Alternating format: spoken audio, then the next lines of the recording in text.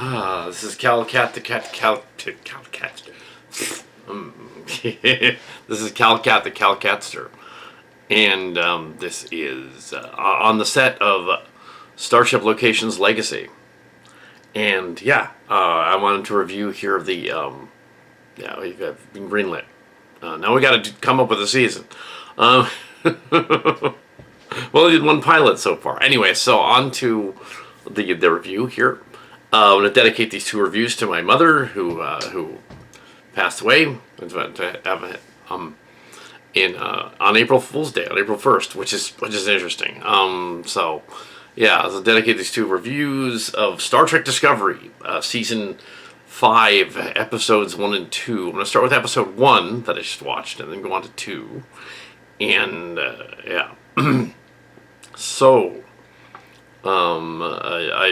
I've seen some advanced mention of the episode, and I'm probably not going to compare it much to the other stuff that I've done, because it's not really. So we can have the 2 episodes and then go through them and see. So what were my thoughts on the 2 episodes? Starting with this one. Now, some critics, including Rob Burnett, who had used to be one of the Axanar producers, was complaining about some of the silly stuff that happened in the episode. But, and some of the others were, some of the other more butthurt over Discovery people were also complaining about the silliness of the episode. But I've taken Star Trek Discovery as sort of a show that was trying to make itself different than the other ones. It was trying to obviously not be 2 or 3 other fan creators' ideas. Axanar. It was trying not to be Axanar. It was trying not to be the Tardigrade show. It was trying not to do that. And when they started out in the first 2 seasons, where they were set in time before Kirk, they kind of weren't really sure what they were doing. Although the second season led to the appearance of Chris Pine, Christopher Pike, and the Strange New Worlds series. Yeah, the Abrams track has some wins and losses in terms of that stuff. Strange New Worlds, its first season was stronger than season 2, but spinoff. Academy, I agree with some of the critics, but for different reasons. Why that doesn't work for me is that the Academy needs to be set in forward, not in the past, but not so far in the future that it's ridiculous. Don't set it in the time of Discovery. Set it in the time of Picard. Or if you're ballsy, set it in the time of Kirk. Set it in 2324. During the time of Kirk. 40 years before the Next Generation. Yeah. They won't do that, but yeah. They won't do that. So that was very weird. I think it was a scammer. Anyway, I will continue the review of the movie, the Star Trek story. All right, this episode apparently takes place a few months after season 4. It's not any longer than that. It would be 3190. So we're getting more scam robocalls. Back to the story. Okay, let's do the Star Trek thing. In fact, I should probably take the phone off the hook. No, but I won't do that. So we have a Star Trek Discovery episode where we have it starts off the 5th season with the crew. It's about a couple months later, and I think that's where I left off. And they're going to go on a mission, and they're going to co-op the mission with the Starship Centaurus, another ship that's just sort of there to be the protagonist, antagonist / other crew that's more meddlesome thing. They're doing the whole Berman is awesome thing. They do a chase sequence that you've probably all seen that 8 minutes of that I know it's like a 4-minute clip from Discovery from 6 months ago, where she's on the hull of a ship and she's cutting the engine or something, which you couldn't actually do, but she's being Captain Marvel basically. And they were all butthurt about that. And it's like in the episode though, the context of it, yeah, it's silly, but it's like, okay, well, in that previous season she blew up she did a lot of other crazy stuff last season. Let's say, melted into a wall. So she's done some crazy stuff. Adira is back as well. Apparently, Culber and Stamets are married now, and they're so they're going on a mission, and Gray is not in it yet, but the other one is. Saru and his Vulcan fiance are doing moments together. But they have to find these aliens, Knock and Dahl, I believe, Knock and Dak or something like that. The aliens are basically a board level Cillian character. I'm gonna make a comparison. The gray haired girl is clearly, the platinum haired girl is clearly a nod to our show. And also the bad guy is a nod to the show. And then they meet a guy named Fred, who is a nod to not only the Fred show, but also to the Mike character who was playing a lore figure in the show. So they're aware of our stuff. That's all I'm going to say. They're aware of our stuff. The characters are clearly that. So they're allowed to pay an homage, and that's nice. That's cool. Also, the captain guy is a Todd Chaswick type of captain guy. Playing another character from so yeah, everybody's kind of doing different things. The dynamic is right. The story's called Red Directive. Red Directive. They got to go find the thing, although they know about it from 800 years ago. So there's kind of they're gonna do a sequel to The Chase. And as you know from my fan channel, we already did something like that several years ago. It was called the Planet of the Fallen Ones season of Strange Worlds, Starship Vacation Strange Worlds on the Chimera channel. We've done this. This is ours. This is okay. Yeah, they're doing Strange Worlds. Cool. And maybe Fred is Viacola. Could totally be Viacola. So there he is, and they get shot and killed, and they got to download stuff from his brain. Although he's a robot, so technically, would a phaser blast kill him? Probably not. They could probably put him back together. He's a robot. Yeah, phaser blast can't. Data's been shot a couple times. They probably didn't think of that. Or maybe this is only part one. Maybe they'll put him back together. Or maybe they won't. We don't know. Yeah. So what did I think of this episode? Well, I thought it was very cartoonish, silly, frantic. In terms of how they did the adventure scenes compared to the live action scenes, that's something Rob Burnett on his show touched on. I don't know Rob Burnett. I was just watching the show, so yeah, I don't know the accent art guy. Let's get that clear. I don't know the former accent art producer guy. Not the director, a former accent producer. One of the producers. He's on the Campy show, Rob Burnett. I don't know him. It's just that I watched his program about ranting about this when it came out. Because he'd seen a preview of it. Because he has connections. He'd seen like the first 5 episodes apparently. He talked about this one. And he was complaining about this one, but for different reasons than I would complain about it. I would say that it's modern Star Trek. It's not... they have to keep it. It's not that cerebral type of thinking thing anymore. It's you have to have an action scene and then a touching scene where it's in the dark and they're talking. Otherwise, your audience, who is currently millennials, will not pay attention.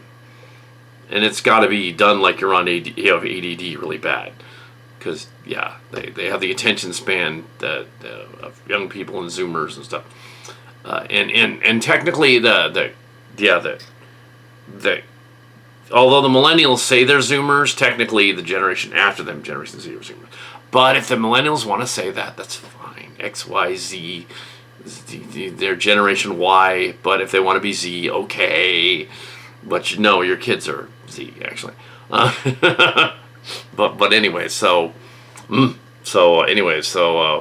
we have it was fine so far. This is a pilot. It was fine. It had its moments. It was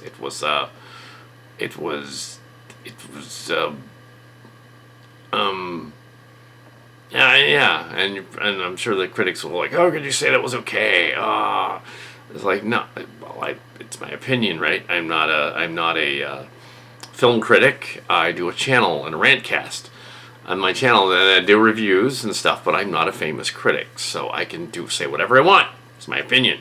And my journalism professor years ago, Jan Shaw, she would have said, "This is your blessed opinion," and then plays Metallica on her thing. Yeah. Craig, yeah, Shaw and Craig. That was a Shaw. See if we go. See the similar. I wonder if she's related to Captain Shaw from the Star Trek. No, it's probably just they were fans of her stuff as well. So that's why. Anyway, it's all connected. Even though it is, and as a DS9 Voyager and Enterprise guy, as a next generation, a teenager during Next Generation up to college age, and as a roughly, I guess Will Wheaton is a little younger than me. It turns out. Turns out he's a little younger. But yeah, that same universe. So no, by the time Enterprise came out, but but this is the last season of Discovery, and let's go on with the next episode. Last time on Star Trek Discovery, the one main thing that the critics were all on about is that silly ship uses the shields to crash into the avalanche thing, and to stop an avalanche would be impossible, even in the future. But it's like that's what they were on about when there's plenty of other stuff to go on about. So the second half is under the twin moons or something. Is it twin moons? Yeah, under the twin moons. Moons. So we did a ship show, and now we have a bottle show where they're on a planet for a lot of it. It's technically a bottle show. There was some ship stuff too, but yeah, technically a bottle show. So we have the two episodes are very similar in tonal shift. There tends to be a lot of tonal shift. Back in the day, how we do a scene on typical of Next Generation, you would have an episode with just a little action sometimes, or one with a lot of action sometimes. This story is a hyperkinetic confusion. I think a lot of people are confused. So we have them going to a planet with twin moons. That's in the system from an alien race from Star Trek that died out from wars, and they're attacking them. So it's kind of like that episode with Riker and the drones attacking the planet. And the Riker. It's kind of like that. It might be the same planet, or it might not. So the drones are shooting at them and stuff, coming out of an idol. There's a bunch of other stuff going on. Saru and the captain beam down to the planet immediately, which they really shouldn't do in Star Trek, but they've done it since the OG series. You don't send your command staff down to do that kind of thing. That Burnett could have complained about. That he could have said, okay, that doesn't make sense to do that. That the captain wouldn't do that. Well, in the previous episode, we had a speeder bike chase very similar to that in Star Wars as well. That they didn't like either. But in this one, we have Saru and the commander as Saru acting like making the action star. The guy running on stilts. He wears stilts. They clearly CG'd the running part, and he's not on the stilts. So, yeah. Because he can't really run in those things. So... they have space outfits. They go out on the planet, the space mausoleum. There's a lot of imagery of graveyards in this, which is kind of weird, and ship graveyards and things like that. Meanwhile, on the ship in the B story, we have Adira and Stamets and Tilly trying to figure out how to keep them from getting blown up on the planet vicariously through activating some kind of magnetic field EM device to stop the drones. That's essentially that part. The tech is a little silly for that, but it's silly Trek. Booker also learns the identity of Mal, the girl, is Melanie, that is a Miriam planet name from the Miri planet, in Strange World, Cillian space. So she's definitely a Cillian, possibly of the colony from the Braun people, from the Legacy pilot. But they wouldn't have been aware of those. Those were just a hint. So they had to like come up with something similar, and then they did. So it's similar, but not exactly right. So yeah, next time they do a spin-off, consult Mark's cards in Kal Kat, and we will tell you which Cillians you're supposed to meet up with. Yeah. So apparently somebody that Booker met as a child on a refugee planet or something a long time ago. Yeah, and it is, yeah. I'm not really against or turned off by the season so far in any way. It's clearly they even had a reference to the giant. There was a giant hand down there and a head with drones shooting out of an eyeball, and a bunch of other stuff that was very reminiscent of the Planet of the Fallen Ones. It's one of the planets they go to, the Twin Moon planet. So yeah, so they're doing the Planet of the Fallen Ones as though it was like a big budget Star Trek season. Fine, that's absolutely that's cool. I did that story 3 years ago, but yeah, that's fine. I'm okay with that. Yeah, I didn't write this season, but clearly somebody was inspired, and that's great. Somebody was inspired. Okay.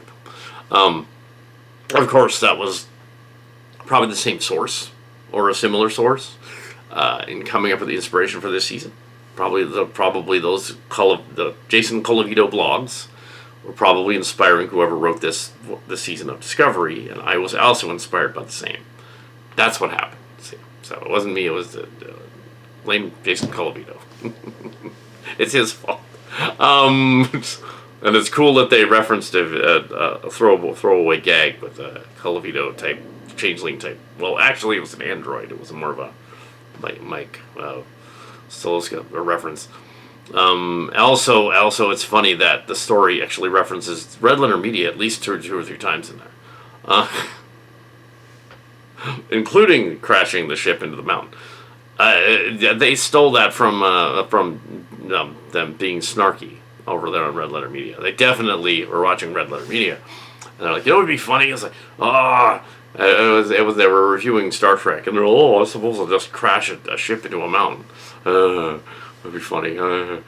So yeah, he was being facetious. Maybe next time you read a Star Trek story, don't actually take Rich Evans' word on it and do a. Don't do that. Yeah, this one was a little less silly than the other one. And the girl may not really be a Cillian, but their names are similar. There's even a Cillian throwback in there. There's like two different. They call this other group they're looking for the Suans, Jung Suwan. Okay, that's also Marshall Sportiest. I wouldn't be surprised if somebody named Kitty Key shows up in here somewhere. Because I am the traitor Kitty Key. I know where they are. They're over there. I would not be surprised. I would not be surprised at all if they did that. Yeah.